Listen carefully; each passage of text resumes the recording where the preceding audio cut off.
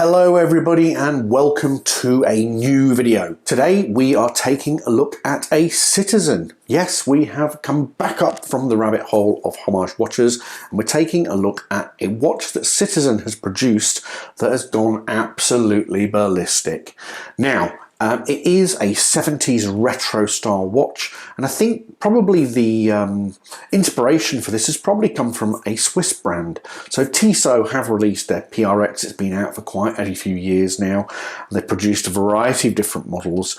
Mainly though, their core model has been a quartz release. So it's got a Swiss quartz movement, it has the integrated bracelet and a very 70s sort of look about it. Citizen, in my opinion, have gone and taken that sort of integrated bracelet look of the 70s and just done something absolutely wonderful. And it is, of course, the Citizen Tsuyosa range. Now, it does have a T on it, but apparently you don't say the T, so it's not Tsuyosa, it's Tsuyosa. But if there are any of our Japanese viewers, please tell me, am I saying it wrong? Probably, and I apologise for that. But like I say, for me, Tsuyosa. There are a number of different models out there, but all of them contain a Citizen automatic movement. You can get them in a wealth of different dial colours, but the one that we've got today is a light blue with a small second subdial. Really impressed with this watch, guys. But yeah, let's take a look at it, turn the camera around, and I'll show you the usual footage. But if you have got comments or questions, please do let me know in the comments section. I'll come back to you. While you are at that, then please do consider subscribing if you haven't already, and click the like button and for notifications if you want to see more of my lovely features. Now, with that being said, we're going to turn the camera around and take a look at the Citizen Tsuyosa in greater detail. Okay, so we'll start with the specs and dimensions of the watch. First of all, you do have a 40mm diameter case, so it's not particularly large, and I think with this having quite an angular case, it does sort of wear, to me, more like a 39mm. In terms of the lug width from top to bottom, you're looking at 45mm and 11.7mm of thickness. I haven't normally put the weight of the watches on, but the marketing materials do say it weighs around about 140 grams. In terms of water resistance, you do have 50 meters of water resistance, and you do have a flat sapphire crystal, which also has quite an effective anti-reflective coating. One of the things that this particular Tsuyosa has, which is slightly different to some of the cheaper versions, is the Miyota 8322 movement. Now you can see that it's really well finished, but it does have a 60-hour power reserve, so probably about 20 hours there or thereabouts more than what you typically find with something like, say, the Seiko NH35. You can see you do have Tokyo striping and some blued screws that make the watch movement look quite nice.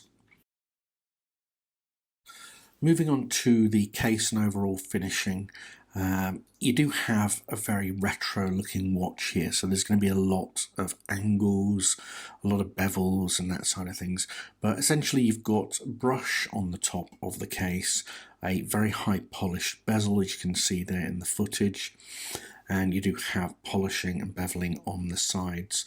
You do have an unsigned push-in crown, which is probably why we have only 50 meters of water resistance.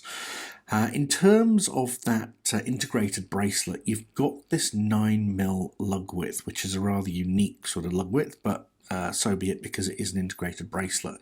One thing to point out is you may struggle a little bit in finding an alternative kind of strap.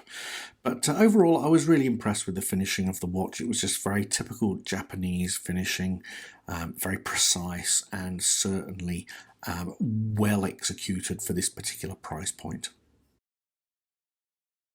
Moving on to the dial and including some macro footage, here's some sort of close-up stuff for you to take a look at. One thing to point out is I haven't seen a pinion finished like that on a watch that was really clean and just very typically Japanese as to what you would expect from Citizen, but I really liked it. You do have that second subdial down at the 6 o'clock position, and one thing to point out is the indices. I was really impressed with how well they were actually finished. You've got a really nice polish and they do catch the light very well in certain situations. You do also have that guilloche dial, which adds a little bit of complexity, and again also catches the light rather well in certain situations.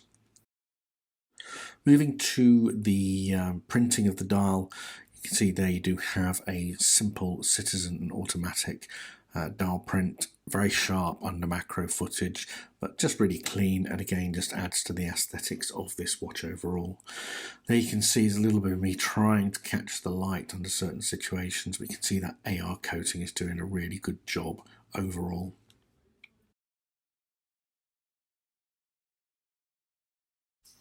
Onto the on the wrist footage. So for those of you who haven't been on my videos previously, my wrist normally sits at around 7¼ inches. I haven't adjusted this watch to fit my wrist because it is a retail piece from Starbuy, so thanks to Starbuy for loaning me the watch. So I haven't moved my wrist around too much, but as you can see, it does fit quite well. It is a 40mm diameter case, but as I said, I think it probably fits more around 39mm sort of size due to the angular case. But I did find the watch quite comfortable. The bracelet, however, is a different story. So more about that now. So bracelet, where do we start? It's got a presidential link sort of set up to it, but for all the wrong reasons. So if you've ever seen like a Rolex day date and the president bracelet, this looks like that kind of bracelet from the side on, but it looks like one that's been worn for about 40 years and all the links have stretched out.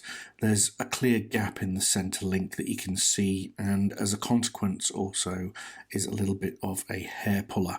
So not particularly impressed with the bracelet, if I'm going to be completely honest. You do have a butterfly clasp there. It is unsigned, which is a little bit disappointing, but it goes back to the same thing as the crown. It'd just be nice to see the Citizen branding on there. But for me, the bracelet doesn't do anything at all. Like I say, it just looks like it's been stretched out, and it is a bit of a hair puller. So that is one negative for this watch.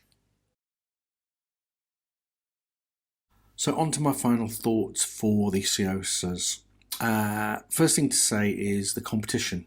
So the Tissot PRX that I mentioned at the start of the video, the automatic version, which is the probably most direct competitor, sits at about 1,150 Australian dollars.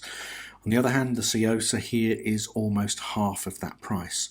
Now it does have a Japanese automatic movement as opposed to Swiss, but I think it's much of a muchness. You do have a variety of different colorways and also different price points. So whilst this watch retails for $565, you can get other versions in the range for as low as $319.